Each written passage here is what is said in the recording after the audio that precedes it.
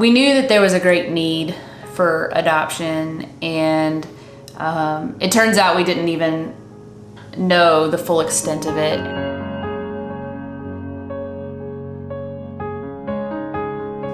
Hey, I'm David.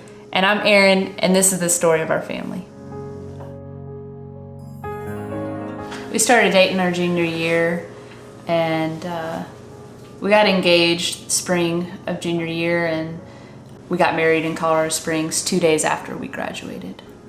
After we graduated, we were stationed in the Florida Panhandle for a couple of years, and then in Oklahoma for about a year, and then we moved to Georgia in 2013. We had our first daughter in 2012 while we were still in Florida, about 6 weeks before we moved to Oklahoma. And a few years later, our daughter Catherine was born. And shortly after we moved to Georgia is when we first started our first adoption in 2014. I remember, I'll never forget the day that I saw our son's photo for the first time. After I looked at his picture for a few seconds, I realized that the day that I saw his picture, that day was his 4th birthday. And that's really special for us. And so that began the process of the road that led to Santi. I think with bringing Santi home, it was so much more difficult than we thought it was going to be. It's been hard, but he is such a joy, and it's been such a blessing to watch him grow and to watch us grow. Yeah. And to see him begin to see us as mom and dad. So just a few months after we brought Santi home, I went up to David and I said, hey, I think we should adopt again. And he looked at me. I basically said, hey, come and talk to me when we're making it. We talked about it, we prayed about it, and we said, okay, we'll step out in faith, knowing that we weren't ready yet, but trusting and believing that we would be ready when the time came to bring another child home. We're not allowed to use their real names until the adoption is legalized, so we'll call him Andrew. So we started looking at the files of these 4 boys, and immediately everyone who worked with our agency, they said, we think it's Andrew.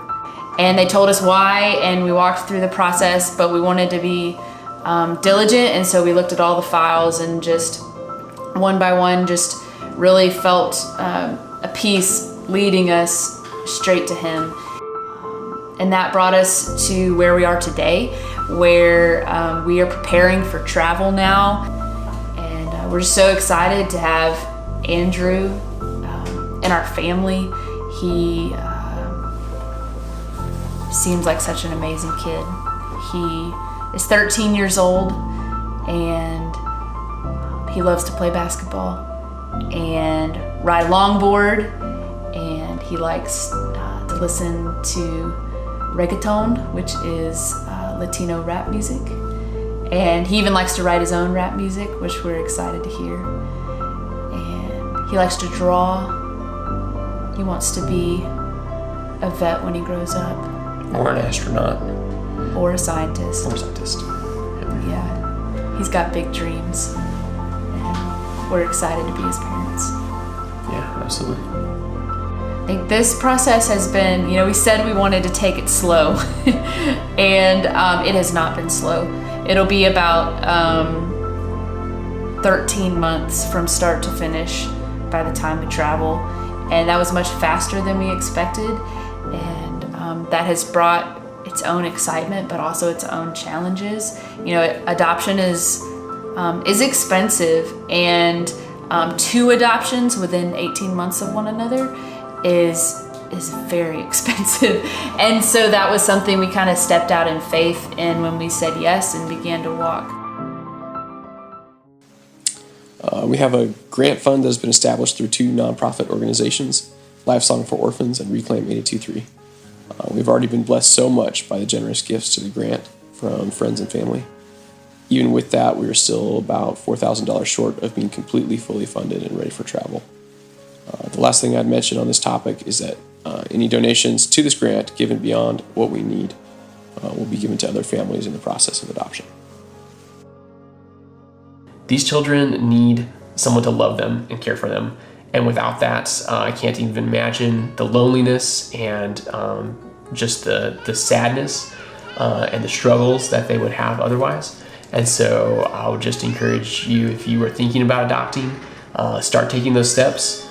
Yes, it's challenging. Yes, there's a lot to learn and be educated on in the process, but it's so worth it. And it is so good for us, and it's so good for them to be brought into those challenges of becoming a family, but also to see just the wonderful benefits of becoming a family